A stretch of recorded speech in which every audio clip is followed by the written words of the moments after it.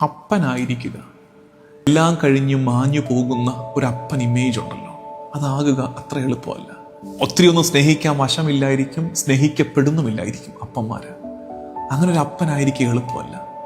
ഒപ്പം ഈ പിതൃത്വം ഒന്ന് എക്സസൈസ് ചെയ്യാൻ എളുപ്പമല്ല. To be a father not an easy thing. അമ്മയാകാൻ പിന്നെ കുറച്ചുകൂടെ എളുപ്പമാണ്. ശരിയാണ്, ഫിസിക്കൽ സ്ട്രഗിൾസ് കൂടുതൽ അമ്മമാർക്കാണ്, എനിക്കറിയാം, മനസ്സിലാക്കുന്നു. പക്ഷെ എന്നാലും അപ്പനായിരിക്കുക. ഈശോ ഭൂമിയിൽ അപ്പ എന്ന് വിളിച്ച ഏക മനുഷ്യനാരാണ്? പെട്ടെന്ന് ആ ചോദ്യം വന്നപ്പോൾ പതറിപ്പോയി. ആരെയായിരിക്കും? ഈശോ ഭൂമിയിൽ അപ്പ എന്ന് വിളിച്ച ഏക മനുഷ്യൻ യൗസേപ്പാണ്. ഈശോ യൗസേപ്പിനെ അപ്പ എന്ന് വിളിച്ചെങ്കിൽ നമുക്കും യൗസേപ്പിനെ അപ്പ എന്ന് വിളിച്ചുകൂടെ?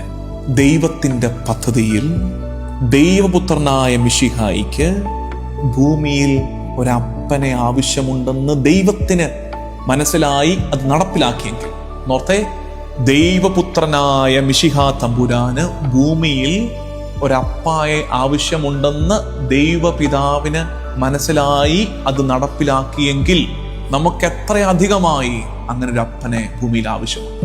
ആ അപ്പനാണ് യൗസേപ്പ് പിതാവ്. ആ പിതൃത്വത്തിന്റെ മുഖമാണ് യൗസേപ്പ് പിതാവ്. പിതൃത്വം ഭൂമിയിൽ നന്നായി ജീവിക്കാൻ യൗസേപ്പ് പിതാവിന് നമ്മളെ തന്നെ നമുക്ക് കോൺസെൻട്രേറ്റ് ചെയ്യാം, സമർപ്പിക്കാം. എല്ലാ അപ്പന്മാരെയും പ്രത്യേകം നമുക്ക് ഓർക്കാം. പറയുമ്പോൾ അപ്പനാണെങ്കിലും അപ്പനാലെ മുറിവേറ്റ ഒത്തിരി പേരുണ്ട്. ആ മുറിവുകള് വല്ലാത്ത ആഴമാണ്. അത്തരം മുറിവുകൾക്ക്, ആ മുറിവുകള് മാഞ്ഞും മറഞ്ഞും പോകാൻ, കരിഞ്ഞുണങ്ങാൻ കാലമെത്ര കാത്തിരുന്നാലും നടക്കണമെന്നില്ല. പിതൃത്വത്താൽ മുറിവേറ്റ എല്ലാവരെയും ഓർക്കാം. നമുക്കത്തരം മുറിവുകൾ ഉണ്ടായിട്ടില്ലെങ്കിൽ കർത്താവിന് നന്ദി പറയാം.